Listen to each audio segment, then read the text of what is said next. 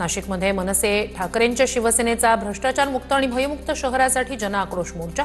जिल्ह्यातील दोन्ही पक्षांचे नेते आणि पदाधिकाऱ्यांकडून जोरदार शक्ती प्रदर्शन। भस्मासुराचे कपडे परिधान केलेल्या मनसैनिकांकडून सरकारचा निषेध। छत्रपती संभाजीनगरच्या केम्ब्रिज चौकात बंजारा समाजाचा रास्ता रोको। जालना रोडवर बंजारा समाजाकडून चक्काजाम आंदोलन। हैदराबाद गॅझेट प्रमाणे बंजारा समाजाला एसटीतून आरक्षण देण्याची मागणी। नांदेडमध्ये अर्धापूर तहसील कार्यालयावर बंजारा समाजाचा मोर्चा। बंजारा समाजासाठी हैदराबाद गॅझेट लागू करण्याची मागणी। बंजारा समाजाकडून जेलभरो आंदोलनाचाही इशारा। जालन्यात गोरबंजारा समाजातील 2 तरुणांसह जिल्हाधिकारी कार्यालयासमोर आमरण उपोषण। हैदराबाद गॅझेटनुसार एसटी प्रवर्गातून आरक्षण देण्याची मागणी। जालन्यात आदिवासी समाजाचा जालना जिल्हाधिकारी कार्यालयावर मोर्चा। बंजारा समाजाला एसटी प्रवर्गातून आरक्षण न देण्याची मागणी। परभणीत बंजारा समाजाचं जिल्हाधिकारी कार्यालय परिसरात उपोषण सुरू। एसटी प्रवर्गात समाविष्ट करण्याच्या मागणीसाठी बंजारा समाजाचं उपोषण। ओबीसी बांधवांचा करमाळा तहसील कार्यालयावर मोर्चा। हैदराबाद गॅझेटवरील जीआर रद्द करण्याची मागणी। धुळ्यात अखिल भारतीय महात्मा फुले समता परिषदेची जिल्हाधिकारी कार्यालयाबाहेर जोरदार निदर्शनं। हैदराबाद गॅझेटबाबत काढलेला जीआर रद्द करण्याची मागणी। नागपूरमध्ये शिक्षकांचं आंदोलन। 7 महिन्यांपासून वेतन रखडल्याचा आरोप। शालार्थ आयडी घोटाळ्याचा इतर शिक्षकांना फटका। परभणी अत्याचार घटनेच्या निषेधार्थ बंजारा समाजाचा मोर्चा। घटनेच्या निषेधार्थ जिल्हाधिकारी कार्यालयावर आंदोलन। आरोपीला अटक करून कठोर कारवाईची मागणी। दौंडच्या कडेठाण इथल्या ग्रामस्थांचं उपोषण 4थ्या दिवशी मागे। दौंडचे माजी आमदार रमेश थोरात यांच्या हस्ते सोडलं उपोषण। गायरान आणि वनजमिनीवरील अतिक्रमण हटवण्याच्या मागणीसाठी सुरू होतं आमरण उपोषण। अतिवृष्टीमुळे नुकसान झालेल्या शेतकऱ्यांना तात्काळ आर्थिक मदत द्या। नांदेड ते बिदर महामार्गावर कंधार तालुक्यातील कवठामध्ये शेतकऱ्याचं रास्ता रोको आंदोलन। परळी बीड रेल्वे मार्गाचं काम सुरू असताना उड्डाणपूल रद्द करण्याची मागणी। परळी तालुक्यातील शिरसाळा शिवारातील खामगाव तपोवन फाटा या ठिकाणी उड्डाणपूल रद्द करण्यासाठी नागरिक आक्रमक। आधीच दर पडलेले असताना केंद्र सरकारकडून 3 लाख मेट्रिक टन खरेदी केलेला कांदा आता बाजारात विक्रीला येण्यास सुरुवात। महाराष्ट्र राज्य कांदा उत्पादक शेतकरी संघटना आक्रमक। तीव्र आंदोलनाचा इशारा। वर्धा जिल्ह्याला मुसळधार पावसाचा तडाखा। शेतांना तळ्याचं स्वरूप। पिकांचं नुकसान। पंचनामे करून नुकसान भरपाई देण्याची शेतकऱ्यांची मागणी। अतिवृष्टीमुळे वाशिम जिल्ह्यातील खरीप हंगाम कोलमडला। सोयाबीन, कापूस, तुरीसह इतर पिकांचं मोठ्या प्रमाणात नुकसान। जळगावच्या पाचोरा तालुक्यात बदलत्या हवामानाचा फळबागांना मोठा फटका। खराब हवामानाचा मोसंबी पिकाला सर्वाधिक फटका। खर्च जास्त उत्पन्न कमी अशी शेतकऱ्यांची परिस्थिती। पंचनामे करून आर्थिक मदत देण्याची मागणी। मुक्ताईनगर तालुक्यात अजूनही वन्य प्राण्यांकडून शेती पिकाची नासधूस सुरूच। वन विभागानं लक्ष देण्याची शेतकऱ्यांची मागणी। तातडीनं पंचनामे करून मदत द्यावी अशी मागणी। बुलढाण्यातील संग्रामपूर तालुक्यातील सोयाबीन उत्पादक शेतकरी संकटात। सोयाबीन पिकावर अज्ञात रोगाचा प्रादुर्भाव झाल्यानं उभी पिकं पिवळी पडून सुकू लागली।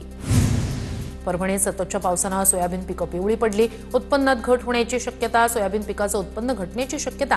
शेतकऱ्यांचं बजेट कोलमडणार।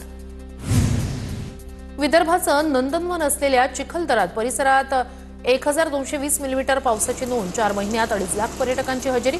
सुट्टीच्या दिवसात पर्यटकांची गर्दी वाढल्यानं महानगरपालिकेला 56 लाखांचं उत्पन्न। हिंगोलीत 4 दिवसांच्या विश्रांतीनंतर पावसाची हजेरी। सततच्या पावसामुळे पिकांचं मोठं नुकसान।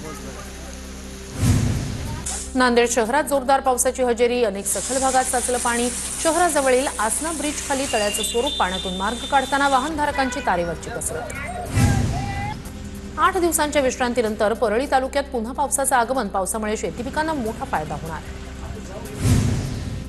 वर्धा जिल्ह्यात मुसळधार पावसाची हजेरी। मुसळधार पावसामुळे देवळीतील यशोदा नदीवरील पूल पाण्याखाली। त्यामुळे वर्धा राळेगाव आणि हिंगणघाटमधील अलीपूर अलमडोह मार्गावरील वाहतूक ठप्प। चाळीसगावच्या गिरणा नदीवरील जामदा बंधारा ओव्हरफ्लो। सिंचनासह पिण्याच्या पाण्याचा प्रश्न मिटला। गिरणा धरण 100% भरल्यानं धरणातून गिरणा नदीपात्रात पाण्याचा विसर्ग सुरू। सोलापूर जिल्ह्यात सुरू असणाऱ्या मुसळधार पावसामुळे नदी नाले ओसंडून वाहू लागले। दक्षिण सोलापूर तालुक्यातील दुबदुबी धरण ओव्हरफ्लो। शिरवळ जैनपूर भागातील शेतात शिरलं पाणी। धाराशिवमध्ये कृष्णा मराठवाडा सिंचन योजनेच्या रामदारा ते एकुरगा कामाला मंजुरी, 3 तालुक्यातील 7,000 हेक्टर क्षेत्र ओलिताखाली येणार, आमदार राणा जगजितसिंह पाटील यांची माहिती. पुण्याच्या भोरमधील ग्रामीण भागात शेतकऱ्यांकडून ड्रोननं औषध फवारणी, करपा अळी रोगाचा प्रादुर्भाव टाळण्यासाठी आधुनिक पद्धतीनं औषध फवारणी. परभणीत कपाशीला पावसाचा फायदा, चांगली बोंड लागल्यानं कापूस उत्पादक शेतकऱ्यांमधून समाधान व्यक्त.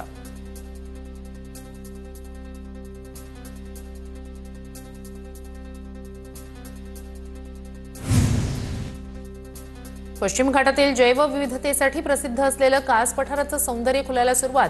यावर्षी ऑगस्ट ऐवजी सप्टेंबर महिन्याच्या पहिल्या आठवड्यापासून अनेक दुर्मिळ फुलांनी कास पठार बहरलं.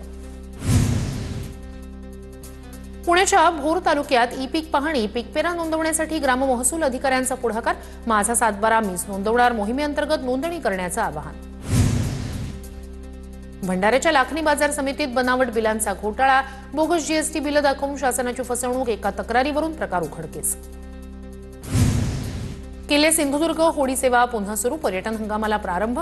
होडी सेवा 20 मे पासून होती बंद. 2 होड्यांमधून जवळपास 100 पर्यटकांची किल्ले सिंधुदुर्गला भेट. परभणीत मद्यपान करून आलेल्या शिक्षकाच्या बदलीसाठी विद्यार्थ्यांसह पालकांचा शाळेवर बहिष्कार. सेलू तालुक्यातील गोहेगावमधील प्रकार, आधीच्या शिक्षकाची अचानक बदली करत नव्या शिक्षकानं असं कृत्य केल्यानं पालक आक्रमक. अमरावती शहरातील रेल्वे उड्डाणपुलासंदर्भात 18 दिवसांनंतरही ठोस निर्णय नाही. पूल धोकादायक स्थितीत असल्यानं 18 दिवसांपासून वाहतूक बंद करण्यात आली. वाशिम ते नांदेड महामार्गावरील पुसद नाका चौक परिसरात रस्त्यावर खड्ड्यांचं साम्राज्य, वाहनधारकांची कसरत, नागरिकांकडून खड्डे बुजवण्याची मागणी. परंडा तालुक्यातील परंडा ते रोशेवाडी रस्त्याची भीषण दुरवस्था, ठिकठिकाणी पडलेल्या मोठ्या खड्ड्यांमुळे वाहन चालकांचा जीव मुठीत धरून प्रवास.